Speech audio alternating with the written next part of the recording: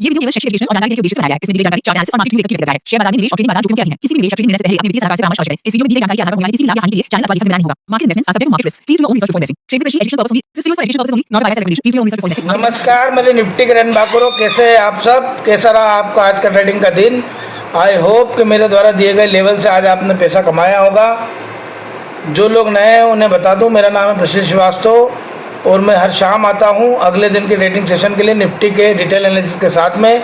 Nifty अगले दिन क्या परफॉर्म करने वाला है, क्या सपोर्ट का रजिस्टर्स रहने वाले हैं, बैंक निफ्टी की चाल क्या होने वाली है और सेंसेक्स की चाल क्या रहने वाली है। तो स्वागत है आप सभी का मेरे चैनल ट्रेड विद प्रशील में। अब बात करते हैं कि कल है निफ्टी एक्सपायरी। निफ्टी एक्सपायरी के लिए क्या स्ट्राइक प्राइस रहेगी जो जीरो हीरो बन सकती है। अगर आप ये जानना चाहते हैं तो वीडियो पर अंत तक बने रहें, वीडियो को स्किप ना करें। अगर वीडियो स्किप करेंगे तो कल छोटे कैपिटल से बड़े लाभ कमाने की आपकी उम्मीद आप ख़त्म समझिए। तो please do not skip the video. अब बात करते हैं कि कल मैंने आपको आज के ट्रेडिंग सेशन के लिए क्या लेवल दिए थे। देखिए, मैं आपको तीनों तरह के लेवल देता हूँ। फ्लैट खुलने पर मार्केट का बिहेवियर क्या रहेगा और गैप डाउन की स्थिति में क्या रहेगा और गैप अप की स्थिति में क्या रहेगा। और ट्रेड विद प्रशील एकमात्र ऐसा चैनल है जो आपको तीनों सिनारियो बताता है कि तीनों सिनारियो में हमें क्या करना है। तो कल जो मैंने आपको लेवल बताए थे उस लेवल के अनुसार मैंने आपको बताया था कि निफ्टी अगर गैप डाउन खुलता है, गैप डाउन के लेवल आपको मैंने बताए थे 24,210 से लेके 24,232 तक के। तो निफ्टी कहीं ना कहीं 24,200 पर खुला। खुलने के बाद में नीचे की तरफ एक रिजेक्शन आया और उसके बाद में वापस ऊपर की तरफ बढ़ा। मैंने आपको बोला था 24,250 के पहले की क्लोजिंग के पहले हमको कोई कॉल नहीं लेना है। मार्केट प्रयास करता रहा लेकिन 250 के ऊपर कोई भी ग्रीन कैंडल आज पूरी तरह से क्लोजिंग नहीं आई, तो ऊपर का लेवल नहीं आ पाया। सुबह एक ही ट्रेड जो हमको मिला था, जो हमें नीचे जाने का था, आई होप कि आपने उसको कैच किया होगा। अब बात करते हैं कि निफ्टी कल क्या करने वाला है। देखिए, सबसे पहले बात करते हैं अगर फ्लैट ओपनिंग होती है निफ्टी की, तो निफ्टी फ्लैट ओपनिंग में क्या करने वाला है। तो अगर फ्लैट ओपनिंग होती है तो कहीं ना कहीं रेंज वही हो सकती है 24,220 से लेकर 24,260 तक की। अब इसमें कॉल हमें कब लेना है, 24,290 के ऊपर अगर 15 मिनट की ग्रीन कैंडल क्लोजिंग आती है तो हमारा पहला टारगेट होगा 24,330 का, दूसरा टारगेट होगा 24,380 का और तीसरा टारगेट होगा 24,430 का। ये फ्लैट खुलने पर कॉल की बात मैंने की है। मैं लेवल्स बड़े हैं, वीडियो लंबा हो सकता है, इसीलिए मैं लेवल एक बार ही बता पाऊँगा। ध्यान से सुने या वीडियो को सेव कर लें और बाद में आप अच्छे से सुनकर लेवल्स को ध्यान दें। अब फ्लैट खुलने पे पुट के लेवल क्या रहेंगे, 24,180 के नीचे अगर 15 मिनट की रेड कैंडल बन जाती है तो हमारा पहला टारगेट होगा 24,140 का, दूसरा टारगेट होगा 24,090 का और तीसरा टारगेट होगा 24,030 का। अब हम बात करेंगे कि अगर गैप अप खुलता है तो गैप अप में हमारे कॉल का सिनारियो करेगा। देखिए, गैप अप खुलता है तो गैप अप की रेंज हो सकती है 24,350 से लेकर 24,380 तक की। अगर 24,390 के ऊपर 15 मिनट की ग्रीन कैंडल बन जाती है, क्लोजिंग आ जाती है, हमारा पहला टारगेट होगा 24,450 का, दूसरा टारगेट होगा 24,520 का। अब गैप अप खुलने पे हमें पुट कब लेनी है। अगर गैप अप खुलता है और रिजेक्शन आता है गैप अप का तो 24,290 के नीचे अगर 15 मिनट की रेड कैंडल बन जाती है, हमारा पहला टारगेट होगा 24,240 का, दूसरा टारगेट होगा 24,180 का। अब बात करते हैं गैप डाउन खुलने की दिशा में हम क्या करेंगे। तो गैप डाउन अगर खुलता है तो गैप डाउन की रेंज हो सकती है 24,160 से 24,100 तक की।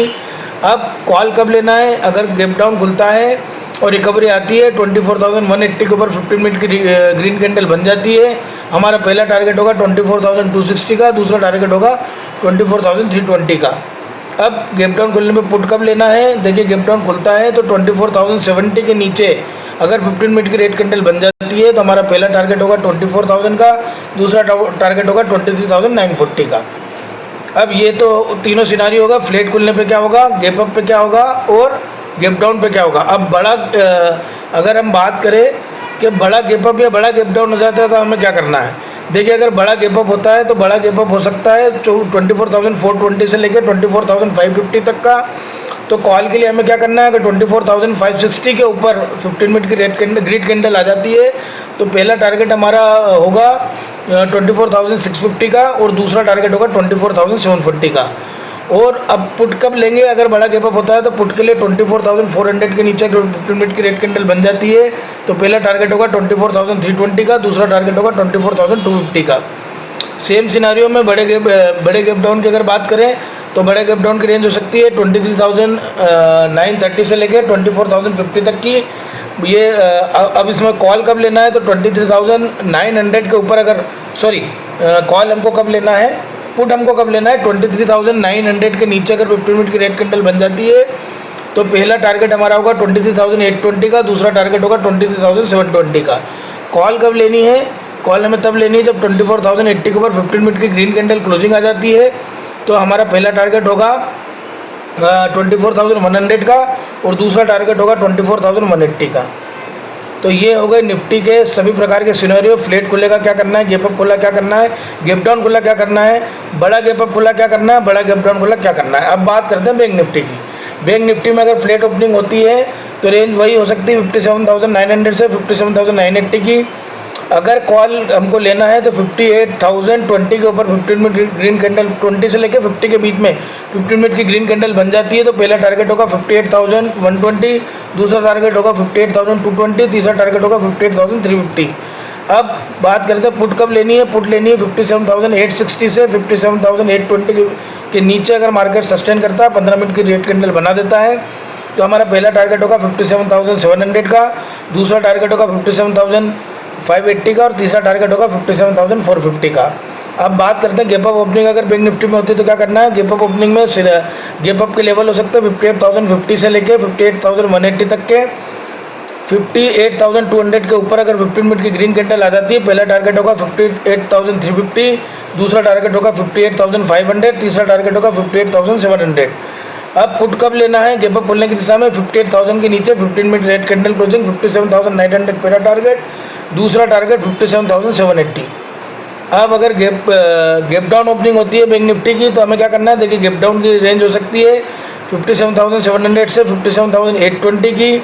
हमको कॉल कब लेना है 57,900 के ऊपर 900 से 950 के ऊपर 15 मिनट की ग्रीन कैंडल क्लोजिंग पहला टारगेट 58,050 का, दूसरा टारगेट 58,150 का, तीसरा टारगेट 58,300 का। अब गैप डाउन ओपनिंग में पुट कब लेनी है। अगर मार्केट 57,680 के नीचे 15 मिनट की रेड कैंडल बना देता है पहला टारगेट होगा 57,500 का, दूसरा टारगेट होगा 57,300 का, तीसरा टारगेट होगा 57,100 का। अब बात करते हैं सेंसेक्स की। सेंसेक्स की अगर फ्लैट ओपनिंग होती है तो रेंज कहीं ना कहीं होगी 77,650 से लेके 77,760 की। अगर कॉल लेना है तो 77,820 से 77,880 के ऊपर 15 मिनट की ग्रीन कैंडल की क्लोजिंग हमारा पहला टारगेट 78,000, दूसरा टारगेट 78,150, तीसरा टारगेट 78,300। फ्लैट खुलने पे पुट कब लेना है 77,620 से लेके 77,580 के नीचे 15 मिनट की रेड कैंडल क्लोजिंग पहला टारगेट 77,450, दूसरा टारगेट 77,300, तीसरा टारगेट 77,100। अब गैप अप ओपनिंग में सेंसेक्स में क्या करना है। गैप अप के ओपनिंग की रेंज हो सकती है 77,900 से लेकर 78,100 तक की।